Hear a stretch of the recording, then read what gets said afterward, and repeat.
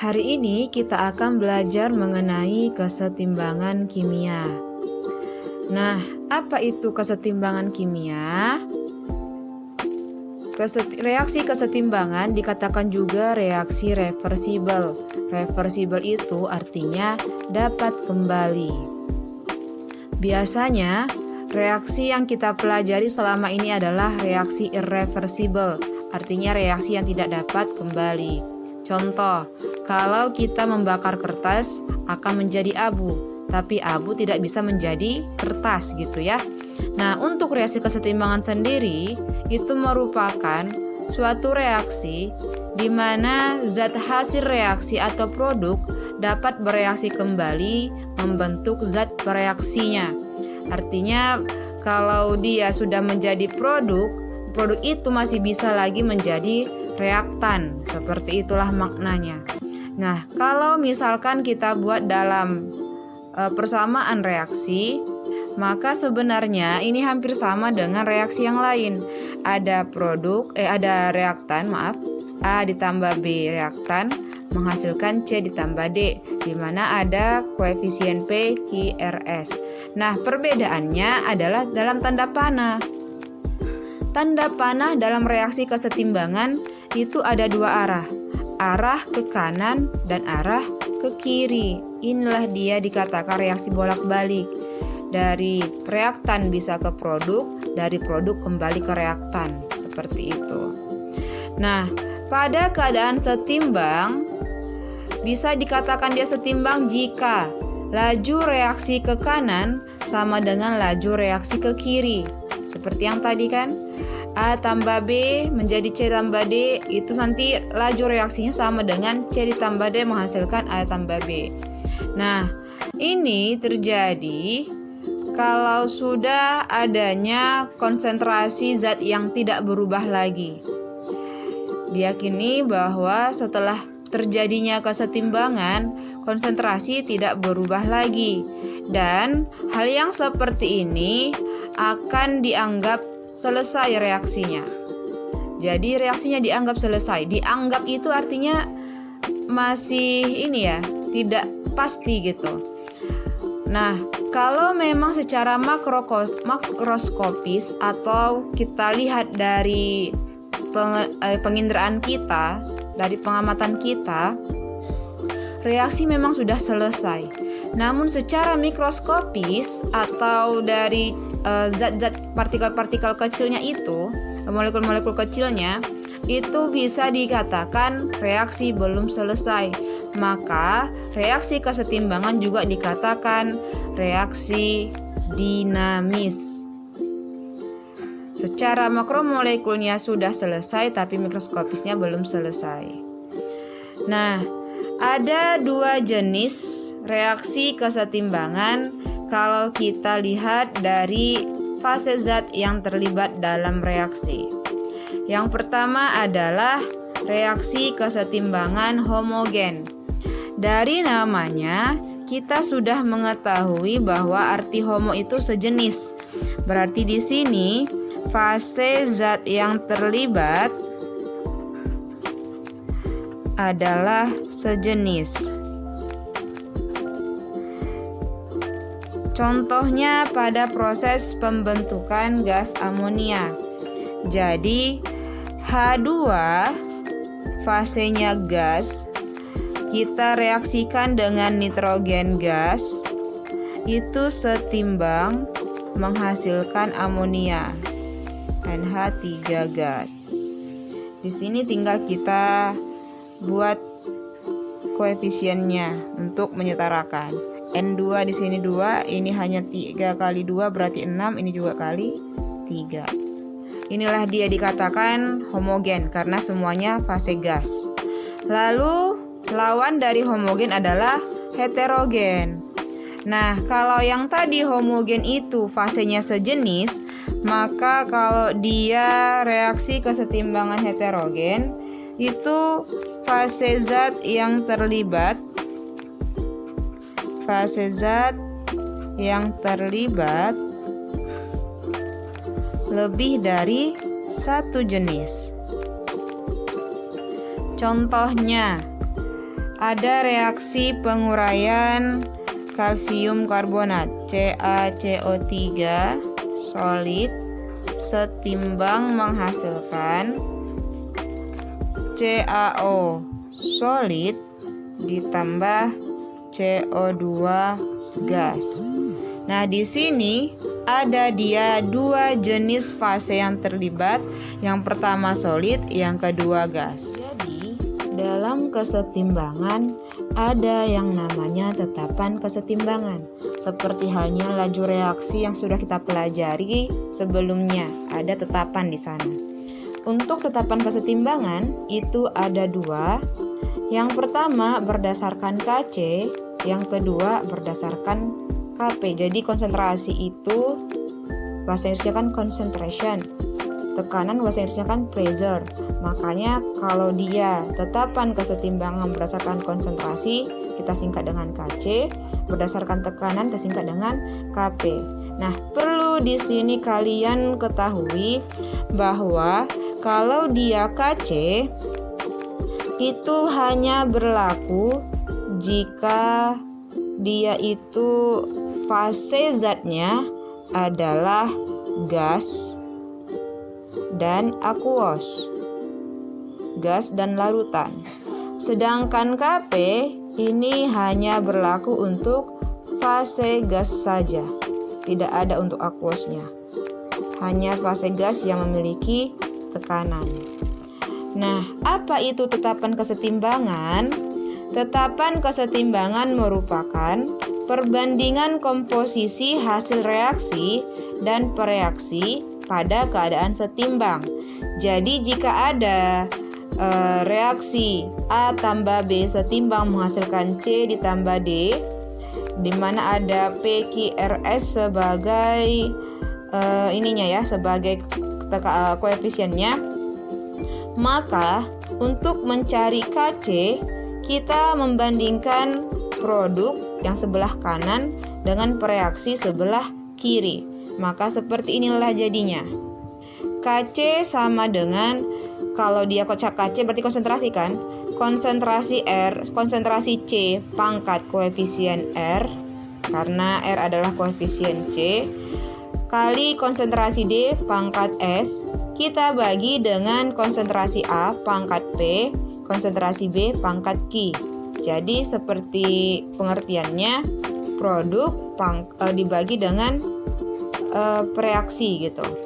Sedangkan untuk mencari Kp, kalau dia Kp berarti berdasarkan tekanan, itu hampir sama juga, tinggal gantikan konsentrasi dengan tekanan. Maka di sini Kp sama dengan tekanan C pangkat R dikali tekanan D pangkat S. Kita bandingkan dengan tekanan A pangkat P kali tekanan B pangkat Q. Hanya menggantikan konsentrasi dengan tekanan saja. Nah, kemudian dalam tetapan kesetimbangan ada grafik yang mempengaruhinya. Yang pertama, kalau dia tetapan kesetimbangannya itu lebih besar daripada 1, artinya yang di atas ini lebih besar daripada yang di bawah, sehingga hasilnya 1 komaan gitu kan logikanya. Artinya di mana? Hasil reaksi lebih banyak dibandingkan pereaksinya. Maka awalnya pereaksi itu tinggi dia konsentrasinya, setelah bereaksi itu menjadi turun sekian konsentrasinya. Jadi, lalu kalau dia hasil awalnya dia tidak ada, setelah bereaksi dia lebih besar konsentrasinya dibandingkan pereaksi. Maka hasil reaksinya itu ke atas dia ya. Dan untuk titik kesetimbangan itu lihat di mana titik grafiknya itu mulai lurus dia, mulai tetap. Itu artinya di sini tidak ada lagi perubahan konsentrasi zat. Lalu untuk grafik yang lain, kalau misalkan gimana dia jika lebih kecil dari 1 dan jika sama dengan 1. Lebih kecil dari 1 nilai K-nya, artinya si Pereaksinya itu konsentrasinya lebih besar dibandingkan hasil reaksi. Maka yang awalnya dia tinggi akan berkurang sedikit, sedangkan hasil karena reaksinya hanya sedikit untuk berkurang, maka dia juga sedikit bertambah gitu. Dan untuk titik kesetimbangan dimulai dari titik di mana konsentrasinya itu sudah konstan. Bagaimana jika K sama dengan 1? Kalau dia K sama dengan 1, maka artinya konsentrasi pereaksi dan konsentrasi hasil reaksi itu adalah sama. Makanya sama dengan 1 kan perbandingannya. Nah, untuk ini titik kesetimbangannya juga sama. Kita mulai dari titik di mana konsentrasi zat sudah konstan, tidak ada lagi perubahan. Nah, untuk harga K sendiri itu hanya dipengaruhi oleh suhu. Jika suhunya tetap, maka harga tetap. Jika suhunya berubah, harga K-nya juga akan berubah. Nah, untuk suhu yang berubah itu kan kalau kita kembalikan ke materi sebelumnya, reaksi yang berdasarkan tentang suhu itu ada 2, yaitu endotherm dan exotherm. Bagaimana jika reaksinya itu endotherm? Kalau dia reaksinya endotherm, kita naikkan suhunya, maka harga K itu akan bertambah. Nah, untuk reaksi exotherm, kalau kita naikkan suhunya, maka harga K-nya itu akan berkurang. Nah, di sini jika ada beberapa hasil dari reaksi kesetimbangan di mana ada harga K-nya juga, maka ada beberapa hal yang bisa kita bandingkan. Jadi ini adalah beberapa hal kaidah-kaidah dalam penentuan harga K beberapa reaksi. Yang pertama, jika reaksinya dibalik, maka harga K-nya akan menjadi 1/K. Yang kedua, jika reaksinya kita kalikan dengan X, maka harga K-nya itu menjadi K pangkat X. Kalau kita bagikan dengan X, maka harga K-nya itu menjadi akar pangkat X dari si K. Kalau kita jumlahkan reaksi-reaksinya, maka harga K-nya itu akan kita kalikan. Inilah dia kalau kita bandingkan harga K dari beberapa reaksi. Hampir mirip dengan persamaan termokimia yang pernah kita pelajari. Kita buat contohnya. Nah, di sini ada contoh dari penentuan K beberapa reaksi. Jika ada reaksi A tambah B menghasilkan C, setimbang menghasilkan C, dengan harga K sama dengan 4, lalu ada juga reaksi 2A ditambah D setimbang menghasilkan C, harga K-nya juga sama dengan 8. Kita akan menentukan di sini bagaimana harga K jika ada reaksi C ditambah D menghasilkan 2B. Nah, yang pertama, ini adalah reaksi petunjuknya. Sedangkan ini adalah reaksi yang ditanya, ya kan? Jadilah sebagai patokannya. Yang pertama, lihat. Di sini ada zat C. Zat C itu ada di kedua reaksi, maka kita skip, lewati dia. Nah, kita beralih ke D. D di sini ada di reaksi yang ini, kita misalkan ini reaksi pertama, ini reaksi kedua. Berarti yang D ini ada di reaksi yang kedua. Apakah posisinya sama? Sama ya. Jadi posisinya ini adalah tetap. Lalu apakah dia memiliki koefisien yang sama? Sama juga ya, sama-sama 1, maka dia tidak dikalikan apapun. Lalu di sini ada zat B. Zat B itu ada di reaksi nomor pertama, yang nomor 1. Nah, yang B ini di nomor 1 ada di sebelah kiri, sedangkan yang ditanya ada di sebelah kanan. Maka posisinya ini harus kita balik. Lalu koefisien di sebelah yang ditanya ini ada 2, sedangkan yang diketahui hanya 1. Maka setelah dibalik kita kali 2. Maka contohnya ini kita jawab ya.